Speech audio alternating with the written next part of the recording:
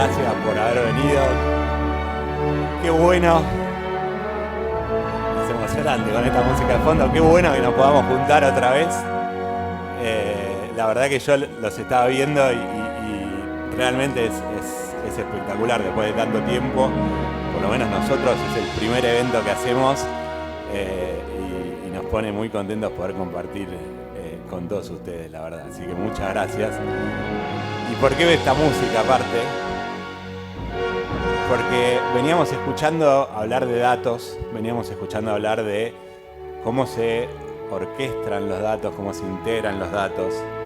Y la tengo que apagar lamentablemente. Y tenemos esta frase que dice, la gestión de los datos en un equipo de marketing es como dirigir una orquesta que está siempre afinada. Yo quiero empezar preguntando, ¿quién dijo esta frase? La dijo Sundar Pichai, que es el CEO de Google. La dijo Zuckerberg, CEO de Facebook. ¿O no la dijo nadie nunca, jamás? Sabemos que la respuesta correcta es la 3. Nunca nadie dijo esto, porque realmente la gestión de datos es caótica, es difícil. No estamos frente a algo que sea simple o que nos podemos encontrar con una cosa perfecta. Y a veces no encontrarnos con lo perfecto nos invita a no avanzar todo lo rápido que quisiéramos. Si tenemos que pensar cómo es la gestión de datos, es más parecido a esto. Acá estamos viendo la Mona en el Lollapalooza 2019. Y un festival como el Lollapalooza,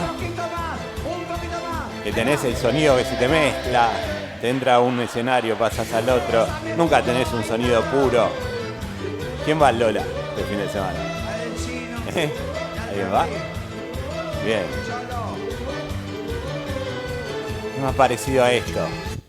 Por eso la charla de hoy se llama Datapalooza. Mi nombre es Andrés Snitkovsky, soy uno de los cofundadores del IDAKI y mi objetivo hoy tiene que ver con eso, tiene que ver con hablarles de que nos animemos a avanzar, nos animemos a procesar los datos, a procesar la información, porque es el momento.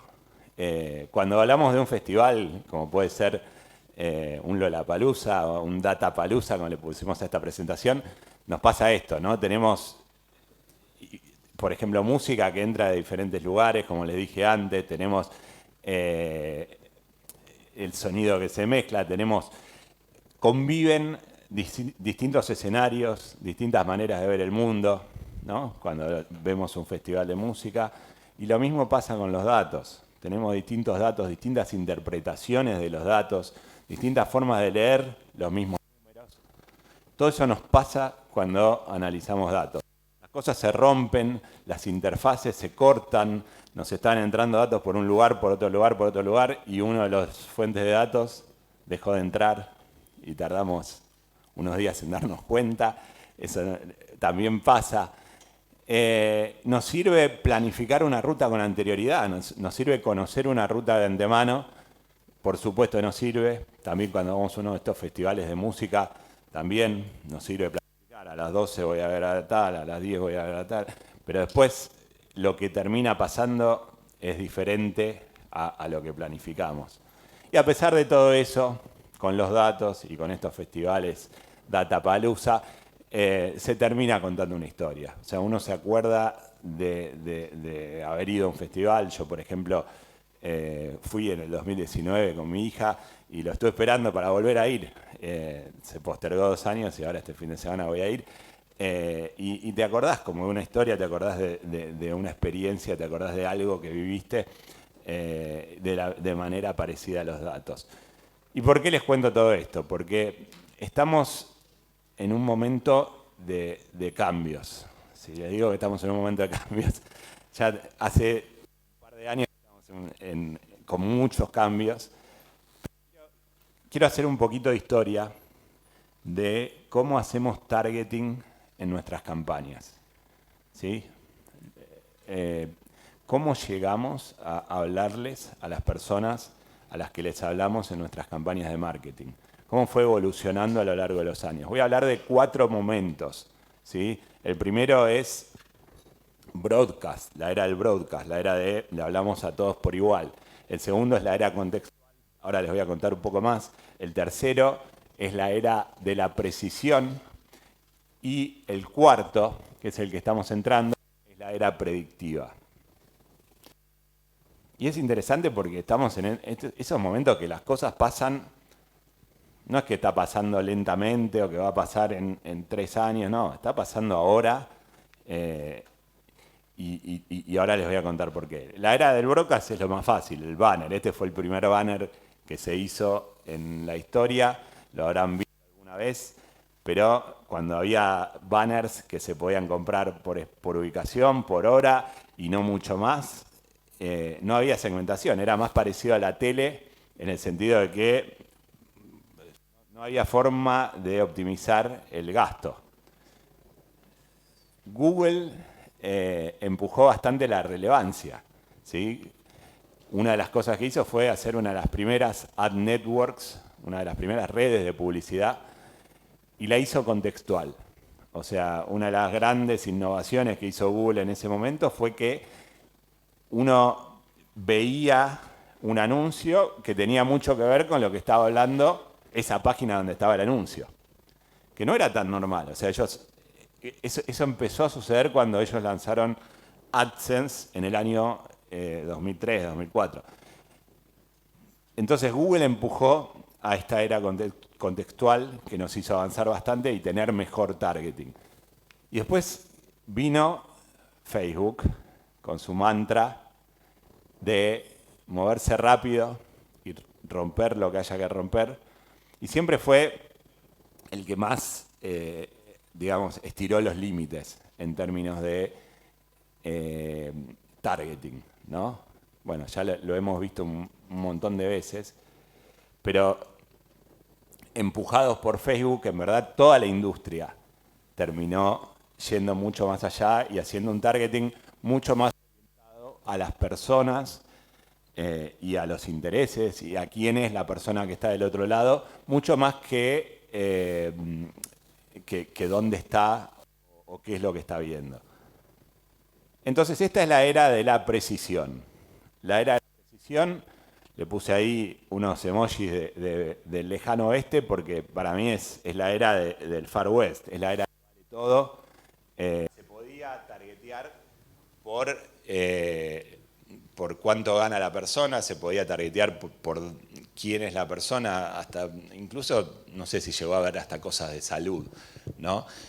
Y bueno, y todas las industrias nos tenemos que autorregular, ¿no? Y tal vez, de vuelta, sin hacer nombres ni empresas ni hablar de nadie, pero entre todos nos tenemos que autorregular y posiblemente nos fuimos un poco lejos como industria y lo que terminó pasando es que la gente se cansó un poco de eso, ¿no? O sea, todos nosotros como consumidores, o sea, tenemos el doble rol, pero como consumidores nos cansamos un poco de esto. Entonces aparecen las nuevas leyes de privacidad, aparecen el consentimiento, el tener que dar consentimiento para que se pueda traquear, los cambios en iOS, que ahora vamos a ver lo que generaron, Chrome, que, bueno, lo va a hacer cuando lo tenga que hacer. Se hablaba de 2021, después se habló de 2022, 2023, pero que va a dejar de procesar cookies de terceros. Y todo esto nos obliga a tener una nueva forma de analizar la información, ¿no? Lo habían escuchado eso. Y entonces estamos en la era predictiva. La era predictiva, lo mencionaba Dana antes, pero la era predictiva es la era de datos más modelos predictivos, en donde podemos hacer un buen targeting sin invadir la privacidad de cada usuario en particular. Podemos tener datos agregados, podemos tener cohorts, podemos tener grupos de usuarios, pero no vamos a estar invadiendo de esa misma manera que la industria hizo durante mucho tiempo, tanto al usuario en particular, ¿no? Entonces, eso es lo que tenemos que pensar ahora, entender bien el valor de cada cliente, entender el lifetime value. Bueno, ahí quedó cortado, pero entender el lifetime value, entender a quién, como decía Dan, a quién le damos los descuentos, a quién le estamos incentivando la compra. Y tenemos 3 pilares estratégicos que nos van a ayudar a transicionar a esta era predictiva, ¿sí? Los 3 pilares son prepararse, adaptarse y evolucionar. Prepararse tiene que ver con lo que vimos durante todo este tiempo, ¿no? Empezar a procesar los datos como sea. Sabemos que los datos no son perfectos, sabemos que no van a ser perfectos, sabemos que no son esa orquesta de música épica que vimos al principio, y se parecen más a la mona en Lollapalooza, pero es la realidad. Amiguémonos con esa idea y arranquemos. Tener un buen tagueo, tener una buena lógica, por lo menos la mejor que nos salga el día de hoy, toda la data que empecemos a recolectar y empecemos a tener organizada, estamos ganando tiempo. Integraciones con CRMs, para poder enfocarnos en el ciclo de vida del cliente. Lo próximo es adaptarse para poder empezar a experimentar. Lo decía Nano en su presentación, experimentar no es opcional ya tampoco, y lo tenemos que hacer permanentemente con nuestras campañas y nuestros clientes. GMP tiene una integración con Google Cloud y nos permite empezar a probar ya modelos de datos y modelos predictivos que se apliquen a nuestra base de clientes. Y me pasé. Y el tercer punto tiene que ver con evolucionar. Todos tenemos que evolucionar. Tenemos que evolucionar nosotros mismos, nuestros equipos, el talento de nuestros equipos y los partners con los que trabajamos. Y ahí muchas veces me preguntan, para el otro lado me estoy yendo, muchas veces me preguntan, ¿cómo debería ser eso? O sea, ¿eso es algo que tenemos que hacer adentro, que tenemos que contratarlo, una agencia afuera? ¿Cómo es eso? ¿No? Es una pregunta que sale bastante y no hay una respuesta única, pero yo creo mucho en este modelo híbrido donde tenés un partner que te trae conocimientos, que te trae tendencias, que te ayuda a medir, te ayuda a optimizar, te ayuda a integrar campañas, y tenés un equipo interno que se va desarrollando. El partner tiene que ayudarte a transferir conocimiento, tiene que tener transparencia, tiene que entender cómo integrar los datos y tiene que ayudarte con modelos ágiles de ejecución, por supuesto. ¿Quién es ese partner? Ustedes lo sabrán. Yo les digo que Lidaki es una excelente alternativa y los invito a que estén listos para el Lollapalooza porque realmente lo van a necesitar. Muchas gracias.